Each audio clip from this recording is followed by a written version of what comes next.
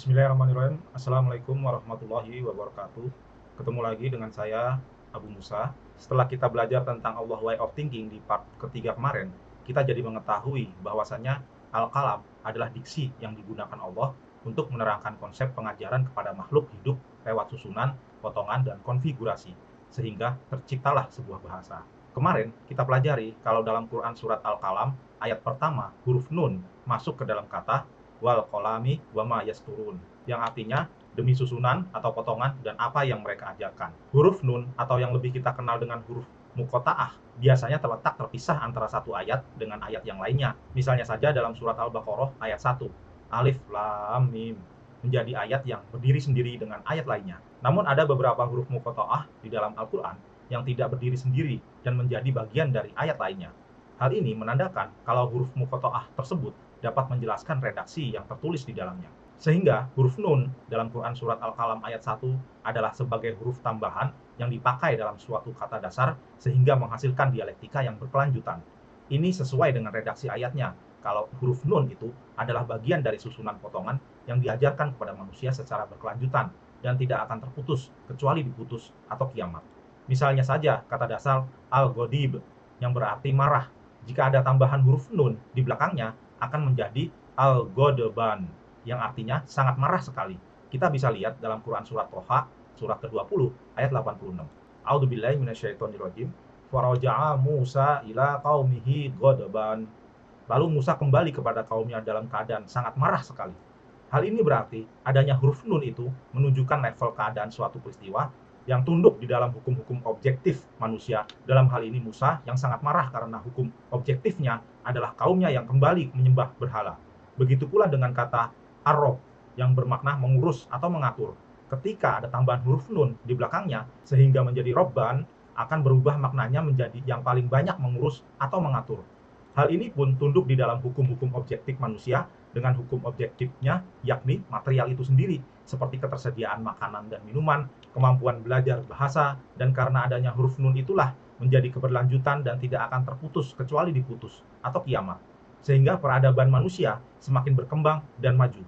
Istilah ulama Rabbani pun sebenarnya diambil dari kata ini yang secara bahasa bermakna ulama yang serius mengurusi umat yang mengamalkan ilmunya dan yang menjadi teladan banyak orang karena meniru Rob yang maha mengurusi hambanya.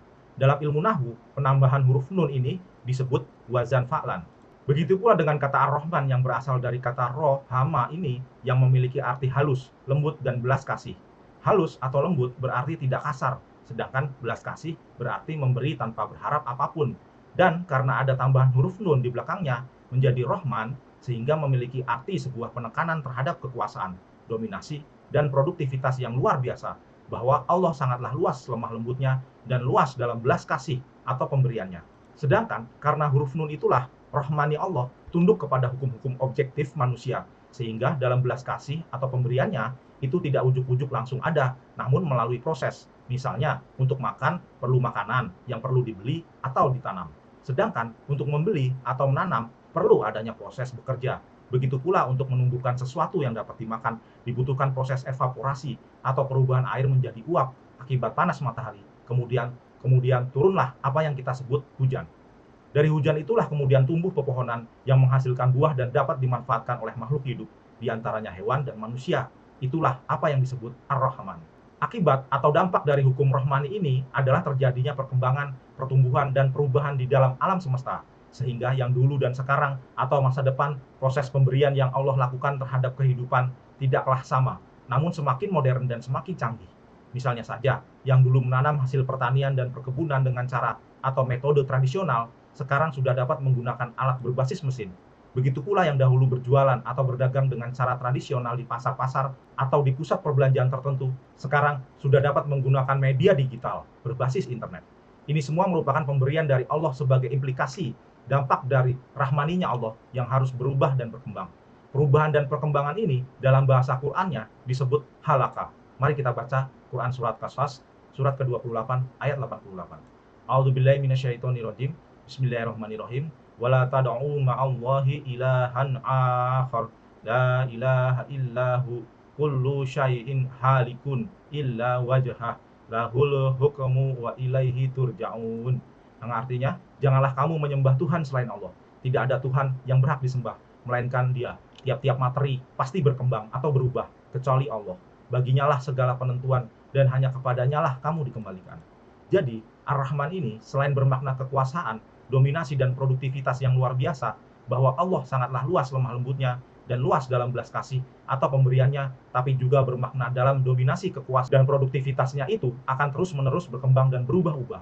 Dapat juga dipahami dalam proses berpikir dengan menggunakan 4 potensi perangkat yang diberikan Tuhan yang kemarin kita bahas, yakni kolbu atau otak, fuad atau persepsi, sudur atau kesadaran, dan lub, kemampuan merangkum antara zikir dan fikir, ini dengan kalam atau pengajaran, sehingga mampu meningkatkan derajat kehidupan dan peradaban manusia. Untuk membuktikan Ar-Rahman adalah kemahakuasaan Allah dalam pemberian untuk alam semesta yang tunduk pada hukum-hukum objektif, kita dapat melihat di Quran surat Ar-Rahman, yaitu surat ke-55 ayat 1 sampai 7. A'udzubillahi minasyaitonirrajim. Ar-Rahman 'allamahul Qur'an, khalaqal insana 'allamahul bayan. Asy-syamsu wal qamaru bihusban, wan najmu wasyajaru yasjudan, was-samaa'a rafa'aha wa wada'al mizan. Yang artinya Ar-Rahman. Apa itu Ar-Rahman? Yang telah mengajarkan Al-Quran, yaitu melalui guru, ustadz, atau orang tua. Dia menciptakan manusia, yaitu mempertemukan antara sperma dan ovum atau sel telur di masa suburnya. Mengajarnya pandai berbicara dengan panca indera, mata, telinga, mulut, dan orang buta atau tuli atau cacat. Matahari dan bulan beredar menurut perhitungan, yaitu melihat hilal atau melakukan ruqyat. Bintang dan pepohonan tunduk kepadanya menurut siklusnya, bintang melalui peredaran, pohon melalui musim. Dan Allah telah meninggikan langit dan Dia meletakkan keseimbangan, yaitu tidak bertabrakan antara satu dengan lainnya. Lalu, apakah kiamat juga peristiwa hukum alam materi? Jawabannya iya, sebab alam akhirat adalah kelanjutan dari alam ini. Oleh karena itu disebut juga sebagai al-ard atau bumi. Mari kita baca Quran surat Ibrahim, surat 14 ayat 48. A'udzubillahi minasyaitonirrajim.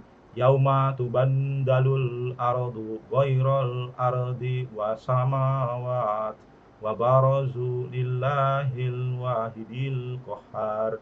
Artinya, yaitu pada hari ketika bumi diganti dengan bumi yang lain, dan demikian pula langit, dan mereka semuanya ada di padang mahsyar, berkumpul menghadap kehadirat Allah yang Maha Esa lagi Maha Perkasa.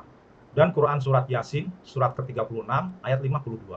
A'udzubillahi minasyaitonirrajim. Qalu ya wailana man ba'atsana min marqadina hadza ma wa'adar rahmanu wa shadaqal mursalun. Artinya, mereka berkata, aduhai, celakalah kami. Siapakah yang membangkitkan kami dari tempat tidur kami, yaitu kubur? Inilah yang dijanjikan Ar-Rahman.